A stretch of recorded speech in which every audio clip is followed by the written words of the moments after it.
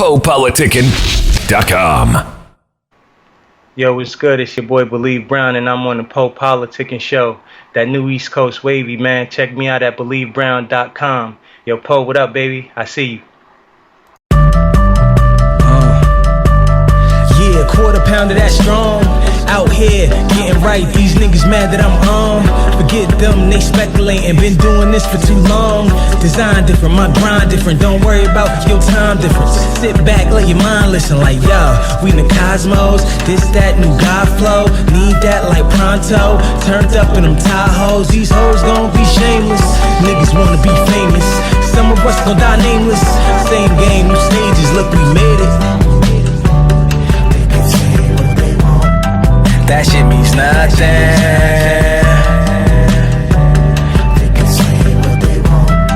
That shit means nothing to me.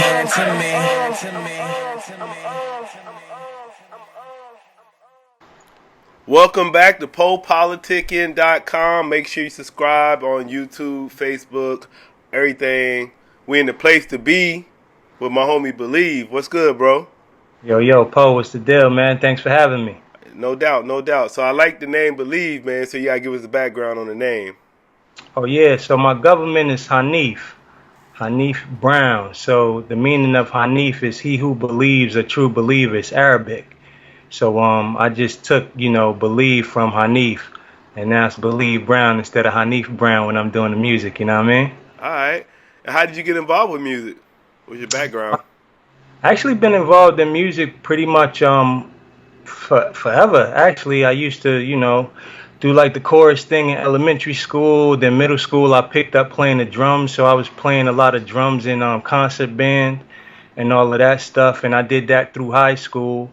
And then after high school, I came back to the city and I started going to the Institute of Audio Research. And from there, I started doing stuff in different studios around Midtown. And that's when like my career really started to build out from that. You know what I'm saying? Production and engineering, songwriting, all of that stuff started when I came back and went to IAR. And who were some of your influences? Oh, man. I mean, early influences, I love like the written work of John Lennon. More of the stuff that he was doing like around the Imagine time, a little after the Beatles stuff. Like I wasn't too privy to all of that stuff. I was really young, but when I started to get into it, I was like, the Imagine album and all of that stuff he was doing around the time he was with Yoko. Also heavy influences, Bob Marley. Early hip hop influences is like Slick Rick and those like fun guys. Really got into more hip hop like around the Puff Daddy era when he started to introduce Total. That's when I was like, in like elementary school going around then. So like the whole Total vibe, early ODB, like Ooh Baby I Like It Raw.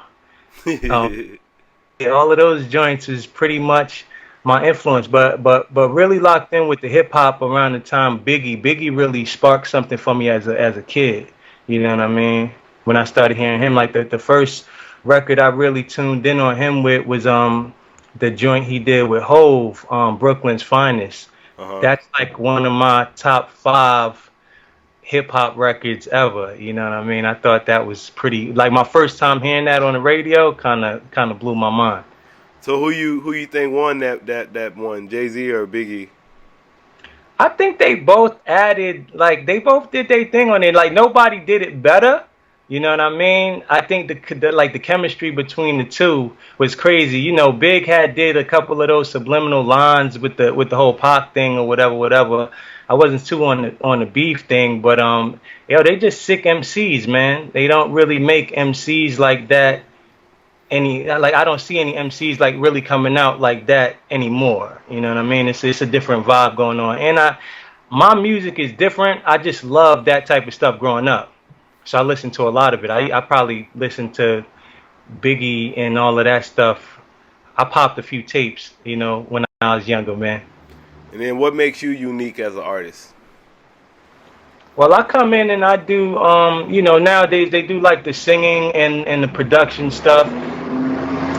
I pretty much do everything. So from making the beat to writing the song to mixing the song. I'm involved in every process, like every step of the way. I have a team around me though, but I'm capable of doing everything. And then I pull a lot from like my Jamaican roots and growing up in the States. And I got like a unique sound with myself, like cadences and things that I use and how I approach the music. So I think it's something pretty interesting for listeners to get into as you get into the BL'EVE Brown brand. All right. And then speaking of the BL'EVE Brown brand, who is your music for? Describe your brand. Oh, I make music for the world, man. You know what I mean? I don't really look at it like, oh, I'm making music for a certain demographic of people. So when I'm thinking about a song, I'm thinking of touching the most people as possible. You know, so I want people young and old to be able to get into something. So on all of my projects, I always try to make something for everybody because I love hip hop, but I also like love R&B stuff. I also love EDM stuff, so I got like some remixes coming out really soon. I also got I'm just like a big music collage, man. Like I go in and however I feel, like whatever the feeling is, that's what I do. I'm never like stuck in like the mode. I've been in the studio with some guys that just rhyme, and if you're not like straight rhyming, they not really about none of that. They just want to hear like bars, you know what I'm saying? So you got to hit them with like a 32 or better. Like I'll hit you with, you know, if it feels good, and I hit you with an 8 bar and then go back to the hook and then vibe out with a vamp section and come back. Like I'm doing all of that. So I'm experimenting with a lot of different things. So I make music for everybody because sometimes, you know, I might get in the studio and I might feel like making some real like hardcore stuff, and I go at it. You know what I mean? Then speaking of the studio, where are you right now? Oh, this is the Skylab, man. So this is where, you know, I curate and make a lot of the BL'EVE Brown stuff. I also work in the city as well, but this location is in Jersey. I'm in Weehawken right now. So shout outs to the Hawken, man. Been living here for a while. It's real close to the city. All right. What are some of your current projects you're working on right now? I just finished up this children's animation where I did the theme song for the intro. I just finished that up last month. It's called Fanny Fun Facts, and they've been adding that to festivals and things like that. They probably got added to about like I want to say like 5 festivals. Like the director hits me up every time it gets added to a festival. So she just hit me up like last week, let me know it got hit put into a couple more festivals. Also, I just finished up this project where I was doing some music production and soundscaping for this documentary called After the Bid, Houston. So the director's name, his name is Edric Brown, and he pretty much followed around 4 people that were locked up. So like one guy was locked up 22 years. Another guy did like 10 years, and a girl did like 6. It was 4 characters in it, and I did the music and soundscape for that. It basically shows how they, once they're released, how they like start to get back integrated in society, like, you know. So I just finished that last like not even a month ago. I probably finished that like 2 weeks ago, you know. And then also I'm working on new music with Dear Derek. He has some stuff coming out in October. He's a New York artist that I work with a lot. And yeah. So that's pretty much the most recent things that I'm working on. Oh, I got some remixes coming out real soon with this New York DJ by the name of John Hamilton. So I stay busy. All right, can you name some of your interests and hobbies outside of music? Outside, like lately, man, I just been really indulged in the music. But when I'm not indulged in the music, like I like to rock with the video games a bit. But I haven't played in a while just because I've been really just rocking out with the music. I also like to do photography stuff. So like on my Instagram channel, you'll see I take a lot of pictures of the skyline and things like that. So I get into a lot of photography. I'm into the cars as well. But again, like lately, I've been really, because I've been finishing out my project, so I really haven't had like a chance to really do anything else but work on music. So I've been heavy on just working on the music. And then if somebody asks you what tools do they need for success, what would you say? I would say that to be a successful person, you got to be able to take constructive criticism, but know when people are just trying to downplay you and it's not worth you paying attention to. Mm. Because if you pay attention to the people that just don't want to see you succeed, if you let them validate you, you know what I'm saying, you're going to go down a dead end road where you could have been possibly going in the wrong direction and got somebody that give you some constructive criticism that helps you out to build you up, you know? So I say always look towards the people that's going to build you up, because you have a lot of people that they'll see something in you and they'll just try to tear you down just because they know, like, okay, this person might do something like great, you know? So they be like, oh man, you too confident, or you too this, or you too that. As long as you know that you're not trying to do anything malice to people, you need to just move forward and just believe in yourself and get the job done. Because